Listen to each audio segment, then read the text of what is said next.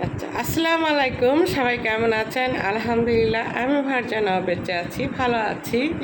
ঈদের পরের দিন আপনারা কেমন কি ঈদ করছেন, কেমন আছেন, কার কেমন ঈদ কাটলো অবশ্যই আপনারা জানাবেন।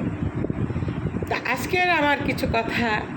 আচ্ছা, পৃথিবী থেকে আমরা কি যারা একই মায়ের সন্তান, আমরা একই মায়ের ঘরে হয়েছি, একই বাবার সন্তান, সব সন্তান সব ভাই বোন কি একরকমের থাকে? আর্থিক অবস্থা থাকে না। হয়তো আল্লাহ পাক কোনো ভাইরে বানাইছে জজ, কেউ হয়েছে ডাক্তার, এমন আছে কেউ খেতে কৃষি কাজ করে। তাই বলে কি সে জজ ভাই কৃষিক ভাইরে কি ভুলে যাবে? এটা কি হওয়া উচিত? না, আমার মনে হয় হওয়া উচিত না। আপনাদের কাছে কি মনে হয়? আপনাদের কাছে কেমন লাগে অবশ্যই আপনারা জানাবেন। এখন কোনো ভাই কুরবানি দিতে পারে, কোনো বোন কুরবানি দিতে পারে, তাদের সামর্থ্য আছে। আবার কোনো ভাই বোনে দিতে পারে না। এখন যারা দিতে পারে না আর যারা দিতে পারে তাদের কি করণীয় উচিত বলেন তো একটু শুনি। তো এখন যারা কুরবানি দিতে পারে না, আর এখন নাকি জানি না, নতুন আইন বেরিয়েছে, আইন বলতে কি নতুন হাদিসে বেরিয়েছে, ভাইরা কুরবানি দিলে বোনেরা নাকি গরু গোশ পায় না। হ্যাঁ, এটা নাকি হাদিস বলে নাই, হাদিসে আছে ভাইরা কুরবানি দিলে বোনেরা সেটার হক না, বোনেরা কোরবানির মাংস পায় না। এই হাদিসটা আপনারা কয়জনে জানেন আর কে কে জানেন? যদি আপনাদের কোনো জানা থাকে অবশ্যই আমার কমেন্ট বক্সে জানাবেন। একটা বোন গরিব থাকলে, আর্থিক অবস্থা খারাপ থাকলে, আর এক বোন কোরবানি দিলে তাকে মানে কোরবানির মাংস দেওয়া হয় না। হ্যাঁ, কোরবানির মাংস কি মানুষ খায় না? অবশ্যই খায়। তবে আমার কথা হলো এটা যে একই মায়ের সন্তান, কোনো ভাই বোন কোরবানি দেবে, কোনো ভাই বোন দিতে পারবে না। তো যারা দিতে পারে না সেই ভাই বোন যে কোরবানির মাংসটা যে অন্য ভাই বোনের দেয় না, এটা আল্লাহ পাক কতটুকু কবুল করে? এটা আল্লাহ পাক কতটুকু কবুল করে? আর সেই ভাই বোনের মনে কি বলে, তার নিঃশ্বাসটা কি বলে, তার মনটা কি বলে, তার হৃদয়টা কি বলে? অনেকেই তো টাকা পয়সা আছে, আমি মনে করি অনেকেই হজে যায়, তাই না? হজ করতে যায় কিসের জন্য যায়?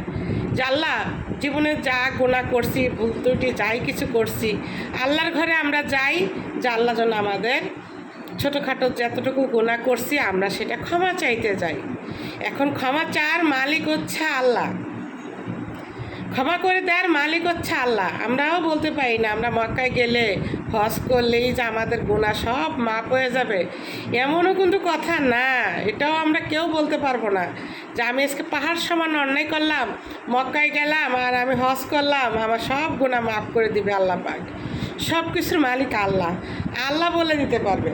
এখন কথা হলো এটা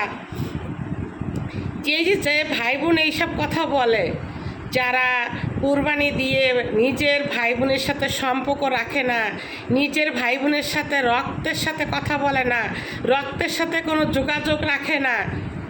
তা আমিও তো এই হাদিসই দেখছি যে যত রোজা রাখো, নামাজ পড়ো, কপাল শেষ করে ফেলাও টুকাইতে টুকাইতে, আত্মীয় স্বজনের সাথে ভাই বোনের সাথে যদি সম্পর্ক না রাখো, কোনোদিনও তোমার নামাজ আল্লাহ কবুল করবে না, তোমার আমল আল্লাহ কবুল করবে না, তোমার কোরবানি আল্লাহ কবুল করবে না।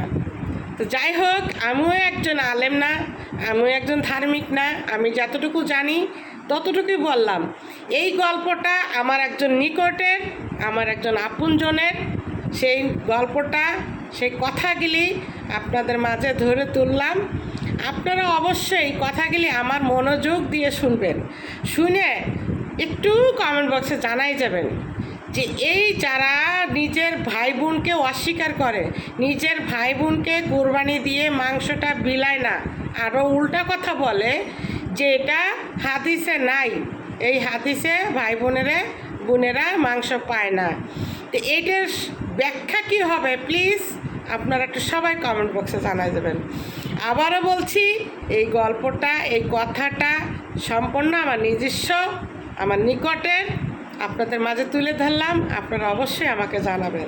তো সবাই ভালো থাকেন, সুস্থ থাকেন। আল্লাহ হাফেজ।